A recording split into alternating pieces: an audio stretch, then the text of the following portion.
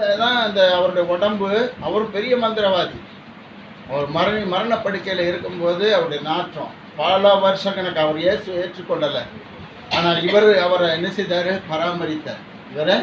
அவரை பராமரித்தார். அவருடைய உடம்புல இருந்து புழுவா அள்ளி என்ன செய்வாங்க? கொட்டுவாங்க, டெட்டால போடுவாங்க, மண்ணெண்ணெய் ஊற்றுவாங்க, மறுபடி புழுக்கள் வரும். அப்படியே காலையிலையும் மாலையிலையும் புழுவை தான் அவர் உடம்புல இருந்து அள்ளுவாங்க. எலும்பு மட்டும்தான் இருக்கும். கொஞ்சம் சதைனாலும் புழு இது செய்யும், வந்துடும். அது எந்த விதத்திலையும் கட்டுப்படுத்த முடியலை. அப்படிப்பட்டதான இடத்துல இருந்து, அப்படிப்பட்ட ஒரு தவறான கொள்கை, தவறான நம்பிக்கையில் இருந்து இந்த மனிதனை தேவன் மாற்றினார் என்று சொன்னார். சாதாரண விஷயம் அல்ல. அருமையானவர்களே, உங்களுடைய நொறுக்குதல் எந்த விஷயத்தில் இருக்குது? நீ எதில் நொறுங்கிட்டோம்? உன் குடல் பழுதடைந்து இருக்கிறதா? உன்னுடைய தொண்டை பழுதடைந்து இருக்கிறதா? உன்னுடைய மூளை பழுதடைந்து இருக்கிறதா? பயப்படாத. நீ உன் சத்தம் இயேசுவை நோக்கி வந்தா, உன் கூப்பிடுதல் இயேசுவை நோக்கி நீ அலறுனா, உன் கூப்பிடுதல் தேவனுடைய சன்னிதானத்திற்கு போய் எட்டினதன் உண்டானால் நிச்சயமாக உனக்கு அற்புதம் நடக்கும். உன்னுடைய வாழ்க்கையில் ஒரு முன்னேற்றம் ஏற்படும்.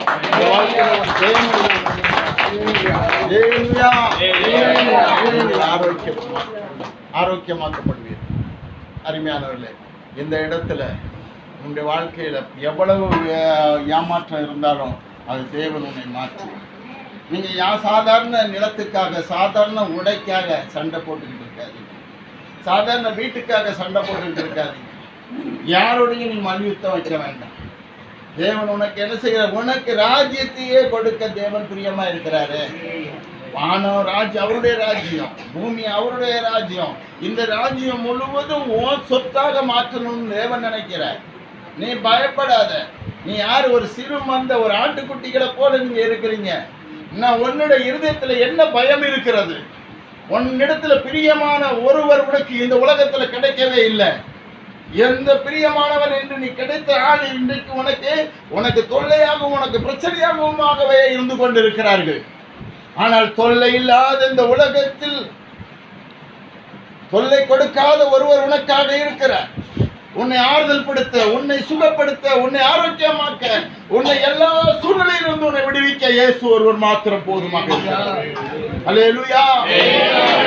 இயேசுவை மட்டும் நம்பி கூப்பிடுங்க. இயேசுவை கூப்பிட்டா போதும். உன்னுடைய நோய்கள் இருந்து ஒரு விடுதலை கிடைக்கும். உன்னுடைய நோய்கள் இருந்து விடுதலை கிடைக்கும். உன்னுடைய நோய்கள் இருந்து அற்புதமாக சுகமாக்கப்படுவீங்க. உன்னுடைய நோய்கள் இருந்து பிரச்சனைகள் நீங்குவீங்க. உன்னை பூமியை நோக்கி, பூமி உன் படுக்கையாக இருந்தால் அது மாற்றப்படும். என்னது? பூமி உன் படுக்கையாக இருந்தாலும் அதை தேவன் மாற்றுவார். வேத வசனத்தில் நான் படிக்கலாமா? ஏசியா தீர்க்கதரிசியின் புஸ்தகத்தில்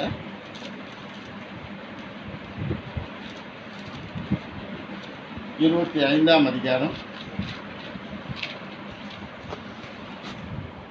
7ஆம் வசனத்திலிருந்து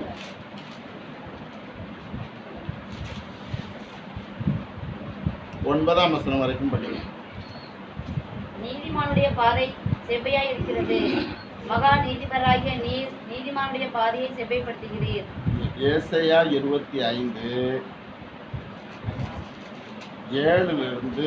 உங்களை 9ஆம் வசனம் வரைக்கும் வாசிக்க சொல்லியிருக்கிறேன். சகல ஜனங்கள் மேலுள்ள முக்காட்டையும், சகல ஜனங்கள் மேல் இருக்கிறதான முக்காடு. அடுத்து சகல ஜாதிகளையும் மூடியிருக்கிற மூடலையும், சகல ஜாதிகளையும் மூடி இருக்கிற மூடல், போர்வை. அப்போ மேலே போடுற துணி கட்டுதல். முக்காடுனா என்னது? எப்போ மேலெல்லாம் மூடிடுவாங்க? மூச்சு போச்சுன்னா மூடிடுவாங்க. அப்படிதானே? மூச்சு போச்சுன்னா என்ன செய்வாங்க? மூடிடுவாங்க. அருமையானவர்களே, உன் மூச்சு பேச்சு அடங்கிச்சுன்னா என்ன செய்வாங்க? உன்னை முக்காடும் போட்டுருவாங்க, தலையும் கட்டிடுவாங்க, உன் உடம்புல துணியை வச்சும் கட்டிடுவாங்க, உன்னை மூடி போட்டுருவாங்க. அடுத்து உன்னை போர்வை வச்சு மூடுவாங்க. அது என்னது? மண்ணை வச்சு என்ன செய்வாங்க? உன் பெட்டியை மூடிடுவாங்க. போர்வை.